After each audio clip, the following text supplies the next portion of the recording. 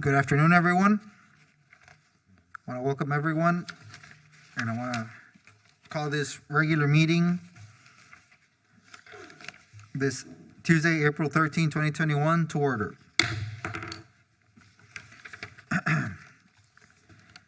We will have the Pledge of Allegiance. Mr. Mijares, will you please lead us?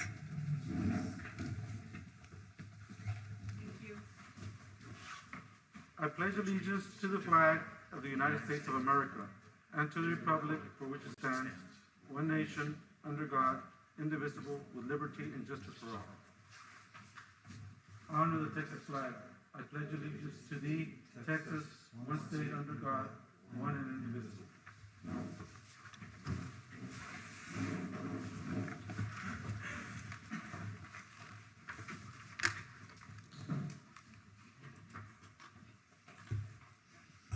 Now we will have roll call. Ms. Hilda P. Martinez, Vice President, present. Dr. Hector Alvarez, Secretary, present. Ms. Glenna Purcell, Trustee, present. Ms. Lupita Fuentes, Trustee, present. Mr. Christopher Hiller, Trustee, present. Mr. Victor E. Perry, Trustee, present. Mr. Samuel Mijares, Superintendent of Schools, present. Mr. Richard Strieber, Attorney, present. And myself, Jorge Herrera, present. We will now move to citizens' communication and recognitions. Do we have any citizens' communication? No.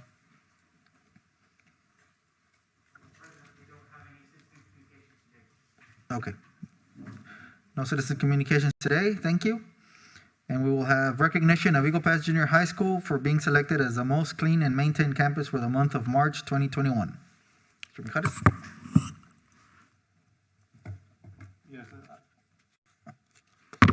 Yes, congratulations. And we have Mr. Rolando Salinas here, if you have any questions. Yes, thank you, Mr. Mijares. Mr. President, Eagle Pass Junior High without the mounts, them being the selected winner for the seamless campaign that we've had for quite a while. They scored a 65 out of 65 out of the 3 domains, which is the mowing, trimming, the pruning, and the grounds in general, trash pickup and everything else. So Nice. congratulations to all the staff and the campus there at Eagle Pass Junior. Yes, congratulations to Eagle Pass Junior High. Comments, questions? And we will move to district reports and presentations. We will take 1, 2, and 3 together, and 4. 1, 2, 3, and 4. Mr. Mijares?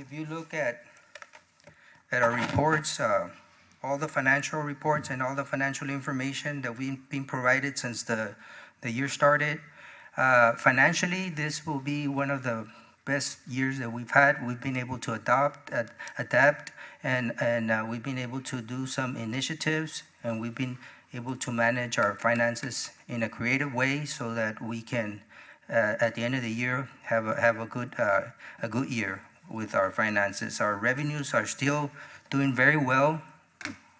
Taxes are up. If you look at the report for this month, our tax collections are up, which is good. Our Mr. Camarillo gave us the ADA, or the attendance, or that we have for the 4th 6 weeks. It was higher than last year. We only need 2 more 6 weeks to go, the 5th and the 6th weeks. What that's telling us is that our state funding, we're going to be getting at least what we have in the budget, or even a little bit more, being that we're very conservative with the funding when we did the revenues. The federal funds also are going to be in alignment with what we have in the budget. So when we look at our budget, all our revenues are going to be favorable. We're not looking at having any deficits in any area. All the 3 funding sources, as I indicated, are going to be in our favor. When you look at the other side of the equation, which is the expenditures on the budget, the money that goes out, it's the other way around. Our expenditures, when you look at all our reports, are down, being that we have initiatives that we've been doing this year. So that's also really, really good. Another thing that I want to point out, which is very important, this is information we just received. If you look at the highlighted amounts, you see that 4.8 million, that was round one that we got last year for the federal stimulus funds. That's money that we got due to COVID. Last year, it was not really additional money because that money was reduced from our state funding. So they reduced our state funding by about that amount, and then they made it up in federal. So it was an in and out. So we really didn't receive an increase in funding. However, round two, you see there for Eagle Pass, it's $20.7 million. That's the figures. Those are preliminary. They're estimated. And then the round three, which will be $46.6 million. Those all figures in millions of dollars. Those are figures that we received, and we don't know how they're going to do round two and round three.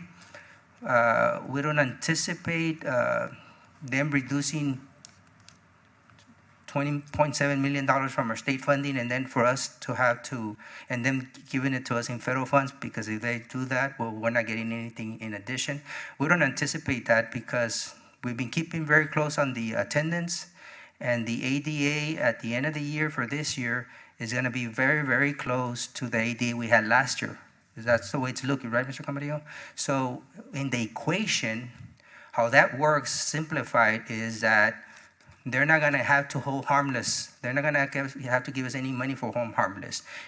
We're not going to have to use the 5th and 6 weeks, the formula that TA gave us that we needed to increase the in-person enrollment, because we're going to be getting at least in our attendance what we got last year. So we're outside the formula for the home harmless. We will not be getting money. So it's going to be interesting how they're going to come up with the regulations for the 20.7 for school districts that are not going to be needing home harmless funding because their attendance was less when they compare it to this year to last year. We're not going to be one of those districts. When we look at all the other FTEs for the district, the full-time equivalents for all the other special programs, they're also up. Bilingual's up, CADE is up, special ed is up, everything is increasing for our revenues. So the regulations will be waiting for them. We have the first workshop on May the 27th, where they're going to hopefully give us some direction. But we'll keep the board abreast whether that's going to be new funding for us and what guidelines they're going to have related to COVID, or what guidelines they're going to have in general, so that we can maximize that funding. I know our superintendent likes to maximize every dollar that's available, so we're going to be keeping an eye on round 1, 2, and 3. Just so you'll know, those go beyond one fiscal year. Like the one that we got for $4.8 million the first year, we had all last year and this year to spend it. So when they're giving us that money, is usually going to give us the opportunity to spend it on a 2-year period. That's the way they've already indicated that they're going to do also for the round 2 and round 3. So it's not going to be like spend. No, they'll give us our transition there so that we can figure out with the guidelines how to spend that money. But that is a lot of money. I've never seen those kind of figures ever before. So I just wanted to kind of give the board the gist of what we're looking at. And I don't know if you all have any questions.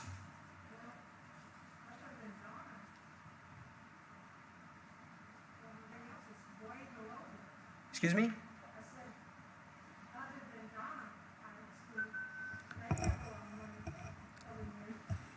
Yes. But nobody else does, so I would kind of worry about those figures. Yeah, I'm worried too. I mean, because those numbers are pretty big. And what you see there, if you look at the math, how it's going up and up, that year our numbers were also really big, but they did give us a 4.8. When you compare the round 1, and I don't want to call it year 1, but it's round 1, we did get 4.8, so we pretty much got that amount, and then Don ISD got 8.3. So then they went to 36, we're going to 20. So that's a comparison that they have. At this point, this is an estimate. This is subject to change. They're preliminary figures. The number will change because when we got the first one for 4.8, I think when we initially got it, we was at 4.4, 4.5, and this is a federal grant. That's what it is. So we are going to get a notice of grant award, which we call a NOGA, and once you get the NOGA, on the NOGA, it'll specify the period and the actual amount. So we haven't gotten it to that point. We would also have to apply for it the way we did last time. It's an application process. So when we got the first one, we did have to apply. I'm very concerned if they do what they did on year one, that they say, okay, we're going to give you $20.7 million, but we're going to reduce it from your state funding, and now you're going to get it in federal. What that happens is that we're really not getting any more money, Yeah. which is what they did on year on the first year.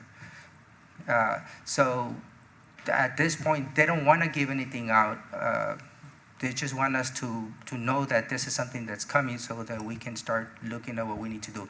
But it does require an application. It does require everything that goes along with it. We meet with Miserna and we look at everything that needs to be submitted. If it's not submitted on time, or if you don't put the plans that they want there, or whatever is required, then we don't meet the requirement, and we will not be eligible to receive the funds. So it is a lot of money, and I'd rather you get it from me, and so you know the numbers, and if you all have any questions, I'll be more than happy to answer as much as we have.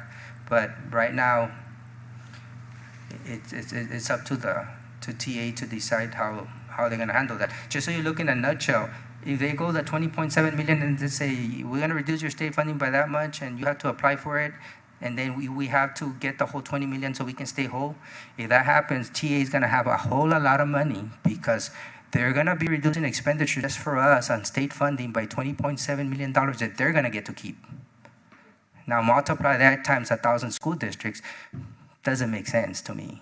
On the first one, it did make sense because TA lost the 4.8 million because we closed school and we did not have attendance. So round one was a little different. We were not generating money after March. This year, round two, they haven't told us that piece, because that's the most important piece. And then if we are able to get it, we have a lot of needs. Can we use it for AC repairs? Can we use it for schools so that kids can be, for the buildings, for everything? That's gonna be all the questions that are gonna be out there, because if we're able to do that, of course, we're gonna try to do what's more beneficial for the school district. Well, I just need to add something else. In round one, the stimulus money that was provided in round one last year didn't include any funding for states from the federal government. This time, the stimulus money that was appropriated, they did appropriate something for the states. So in this case, if the federal government is also on top of this giving money to the states, it'll be very difficult for the state to keep all that amount of money. So I think we are getting a good chunk of that money. We should. And we should. And the thing is that some districts, they're having to get a lot of money for harmless. There are some districts that are losing $10 million because their ADA or attendance, they lost a lot of students. So the piece there is, I'm assuming, if you look at everything that you get, that if you're a district that's losing $20 million, TA is not generating them funding, so I'm assuming that they're going to get this stimulus money and say, okay, we're going to reduce it from your state funding and you apply for it because we had to give you money to keep you at home harmless. But what about the districts like us that don't have to give us anything? And I'm telling the board right now, our attendance, which is what is used for state funding, is going to be very close to what it was last year. So we're outside the formula. So we're self-sufficient, we're self-generating, we're generating our own funding because we have the attendance. Some districts might not. Some districts, Houston ISD with those big districts might be losing $40 million. And that would make sense that the state says, we have to keep you at home harmless. It's going to cost us $40 million. That money is not being generated for us. The TA will be out of that money. You know what? It's $40 million. Now we're going to reduce your state funding by $40 million. Now you have to apply it and get it here. That makes sense. But what about us?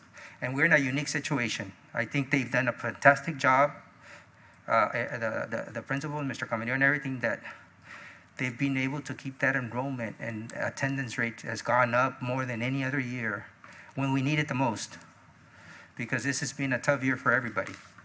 And for us not to have to worry about finances and be in a better situation than we were in previous years, that's a big plus for any entity. So I do want to commend everybody that's been doing their job, because they work really hard to put us in this situation. And I just want to add also that our enrollment is down, but our enrollment doesn't fund our schools. It's ADA, or it's attendance. So something that when we met with the cabinet was that we wanted to keep those incentives. Even though we were in person or we were distance learning, we kept those incentives going and awarding the kids and incentivizing the campus so that we can keep our ADA up. So I think the campus, our principals, our cabinet did an amazing job trying to make sure that our ADA was, as high as we could with the parameters that we were working with. So I want to thank everybody for doing a great job. The teachers, the teachers and the staff did an amazing job. Our SARs, everybody did an amazing job. This was a team effort. Every single employee. And we did it without hiring anybody else. We worked as a team. We did more with less staff. So that this is an accomplishment, and I really want to congratulate everybody. Any other questions? Thank you. Thank you, Mr. Mijares. We'll move to item number 5, presentation of the Job Fair Expo scheduled for May 11th, 2021. Mr. Cox.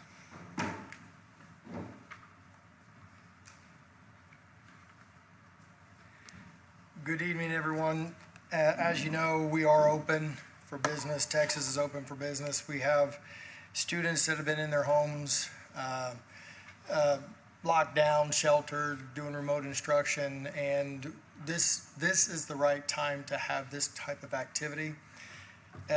When you look at the website, the first banner you see, it will move off the banner eventually. It'll start getting through. But when a student or anybody logs on, the first one they will see is this career fair. And you tap it and it takes you to the registration page. You click it and you go down slowly. And there's just a few questions for these students to register. And it's sent to the city, some of the people here. And look, I'm going to just mention them because I really respect these agencies. The Careers in Texas Industries, the Middle Rio Grande Development Council, the Workforce Solutions for Middle Rio Grande, our Independent School District, the City of Eagle Pass, the Eagle Pass Chamber of Commerce, Sul Ross State University, and Southwest Texas Junior College are all coming together on May 11th at our Student Activity Center. We are still being held to avoid large gatherings indoors, but the vision proposed, they want to do something special.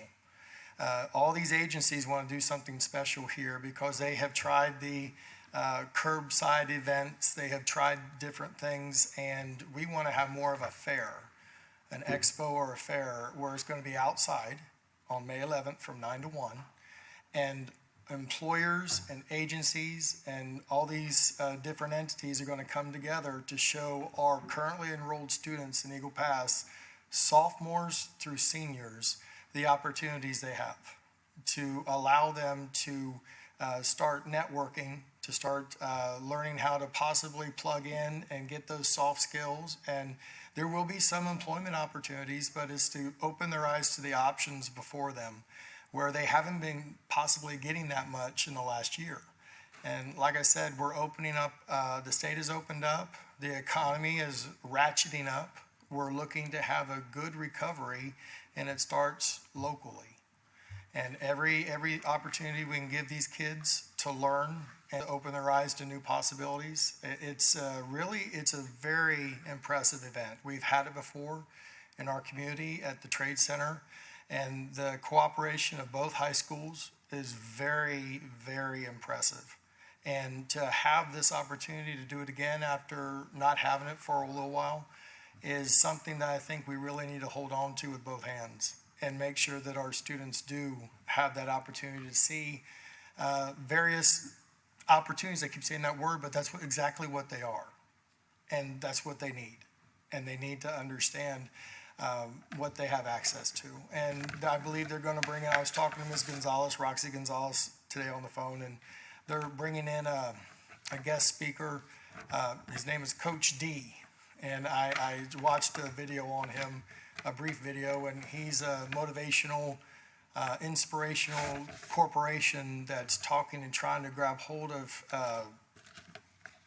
institutions and individuals, so they'll know and be inspired and know and have the information they need to prosper and get out there and contribute to our economy. We've had a couple of meetings. We're going to have another one tomorrow. After tomorrow's meeting, I think it'll be set. I think all the entities know who they're talking to and who they're working with. And thank you, Mr. Rolando Salinas, and everybody with you. Transportation will be provided. I believe all the board members do have that flyer, and the information's on it. It's being pushed by both high schools through the counseling department. The principals know this is an important event. And like I mentioned, transportation will be provided. Thank you for working with the agencies. This grant that they're using to fund this will expire May 31st. And so it's imperative that we use the funds to help our students to see and realize the opportunities they have here at Eagle Pass. And I'd be honored to answer any questions that you might have. It's not just a career fair, it's also a business expo. I think Yes. tomorrow we will, okay. Yes, and if I can put on my glasses, it is good that you mentioned that. It's the things to prepare and plan for the future, connect with representatives from colleges, universities, military, and local training schools. Explore in-demand careers in business, healthcare, public services, professional skills, and trades. And there will be food, door prizes, and gift bags provided for those students to participate. And that's about it. Does anybody have any other questions? Like I said, this is a work in progress. We've had 2 meetings. Tomorrow's our 3rd. And I believe it's going to go off without a hitch. The people know what they're doing. They've done this before. These agencies, they're doing a good job. Just a comment. I know the chamber will be sending this information to their members. And it will also be an opportunity for all of the small businesses in Merritt County to actually hire, possibly even on the spot, because right now they're very, the demand for work is high, and so they're having a hard time finding employees. So there will be other businesses, other entities also involved. So it's going to be a big project, and we're excited to see the results. Yes, and it is. And like I said, over the last few years when we had it, it is very impressive. And if you will see, they're working to even simplify this further. But the employers and people who are business men and women and entrepreneurs, they go right there. Employee name, employer name, contact person, email, submit. And that's where the Workforce Commission and the Middle Rio Grande Development, they get these and they contact the business and they have those discussions. So yes, the businesses are being, they're asking the business to participate. Yes, ma'am. It's a great opportunity for our community. Any questions or comments? I just want to add that I want to thank George, our board president, because he was very active. I mean, he's been participating in all the meetings, and it's something that, they reached out to him, and of course, he took the initiative to contact me, and then we worked the committee together. And this is going to be the first live event that we will have for the community that involves CPISD. So I think it's going to be exciting. I think that it is going to be something that we need and our community is asking for a while. So I want to thank everybody that's involved. Thank you. Thank you. Thank you. Now we'll move to consent items. We'll take number 1 and number 2. Consider and take appropriate action on the request to amend the general fund budget, and consider and take appropriate action on the request to approve the 2021-2022 school calendar. Mr. Mijares? Yes, these items are consent. If on the general budget, Mr. Mijares is here and Mr. Costilla is here in the calendar. I think the only difference between the two calendars was that Monday for Easter break, if I'm not mistaken. But and Labor Day, okay. And Mr. Costilla, which calendar got the most votes? Option A. Okay. So, Mr. Cosio, option A is to have that Friday and Monday Easter off and not have Labor Day off. Is that correct? Okay. Thank you.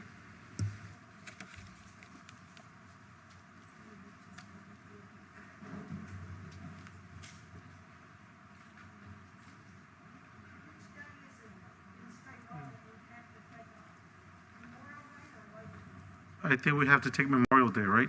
By law. And I think that's coming up in May, if I'm correct. Yeah.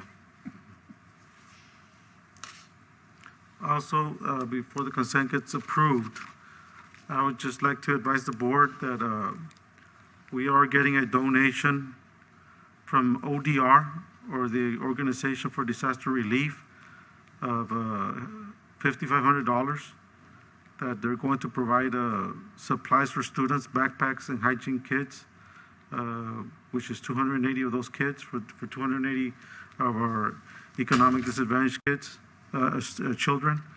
And this comes from ODR, and our Ms. Claudia Wright, President, just informed me about that. So I just want to mention that. Thank you to them. Please thank them on behalf of the board. And do we have a motion for the consent items? So move. We have a motion by Trustee Hiller. Do we have a second?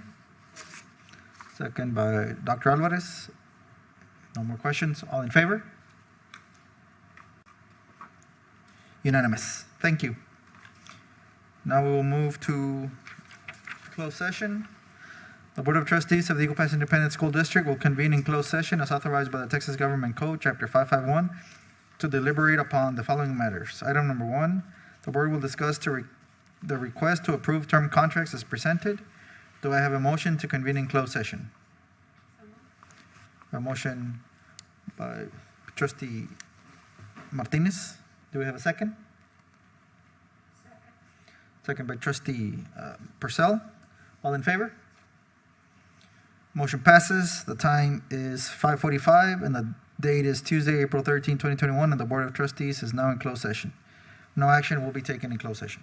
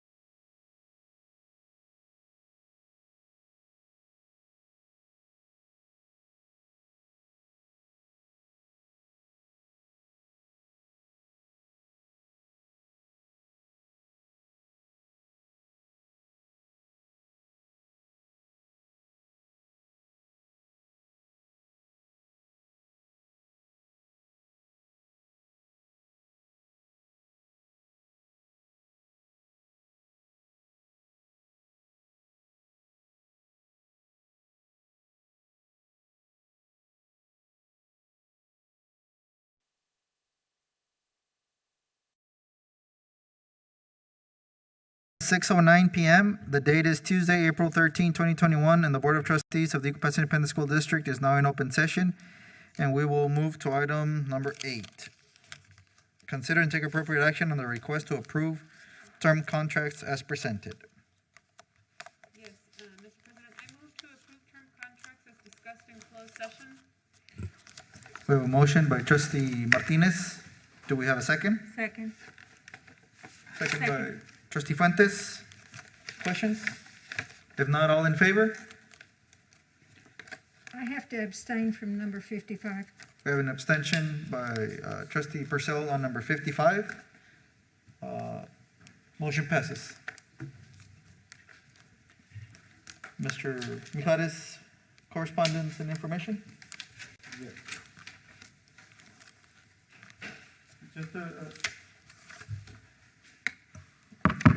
Just a reminder to, the deadline for cybersecurity and human trafficking is required, the training that's required for the board to complete is May 1st. Also, City of Eagle Pass Sports Complex ribbon cutting ceremony, Friday, April 30th at 4:30. Please advise if you are attending so that we can RSVP for you. Expo is going to be May 11th at 9 in the morning, and top 5% will be May 12th at 8 o'clock.